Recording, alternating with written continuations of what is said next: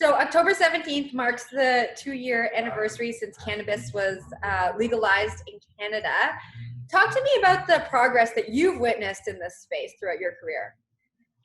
Well, legalization really is just sleeping giants wakening up. That's all it is.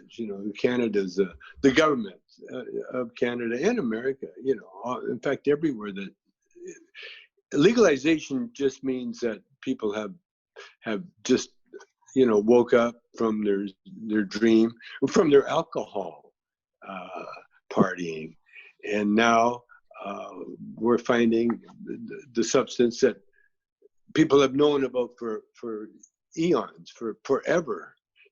That was illegal, now is healthy and it's available, and we still got a long way to go. But it's a step in the right direction anyway. That's what I think. You talk about us still having a long way to go, and I agree with you 100%. What does an ideal future look like to you, even beyond your lifetime, when it comes to the cannabis space? Well, an ideal future is totally unknown. We have no idea what it looks like because we're living in an unreal future, not ideal. And no, we're learning. We're just learning, and some of us are a little advanced, and some of us are a little slow. But we're all learning, and eventually we'll all catch up. But an ideal for cannabis, an ideal future would be when they allow celebrity endorsements. When they don't stop me from being able to do business in Canada because I'm famous. That would be a good step in the right direction. Another good step would be that they would allow weed to be sold anywhere and everywhere. There's no reason for restrictions. Right now, they're treating cannabis like alcohol, and it doesn't work. Alcohol and cannabis are two different substances. And alcohol, we see what the damage alcohol can do, and we see what good the cannabis can do. So get off the alcohol trip, Canada.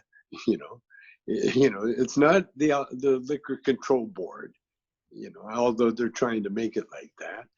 Because what happens, and what happens in Canada or in the States too, is that the plant doesn't need anything. It grows by itself. Even places where you don't want it to grow, it'll grow. It will, other than separating the males from the females to get better weed, there's nothing else really needs to be done. Just like any other plant needs a proper conditions. And Canada has the people to create those those right conditions.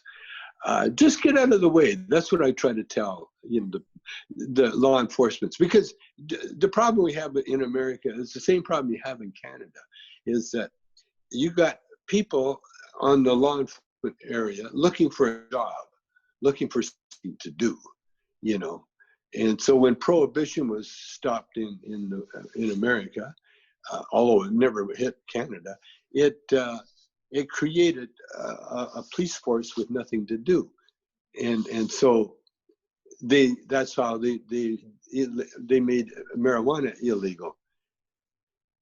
And now that we find out that marijuana is not only harmless but helpful to the population in so many ways, just get out of the way, people. Just get government. Just get out of the way.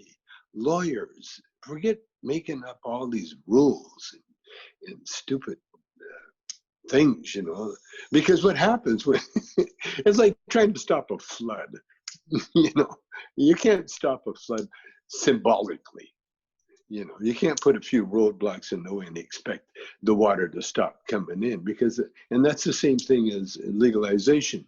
You can't just do it a little bit for a few people, because what happens, what's happening in the States, happening all over the world. The black market is still flourishing. more than ever. If the legal amount of money made in Canada, the amount of money made illegally with cannabis is probably equal. So if Canada wants to capitalize and really make the laws sensible, you tax it almost nothing. You tax it very, very little.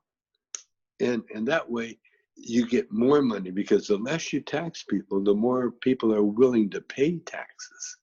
You see, people, yeah, that's the trouble with taxation anyway. If you tax it too high, only a few people will pay, and then the rest will cheat their way out of it. And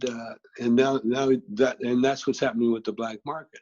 So we're in the right direction. We're heading in the right direction. Make no mistake about that. But if you want to make it faster, then just get out of the way. That's all I'm saying.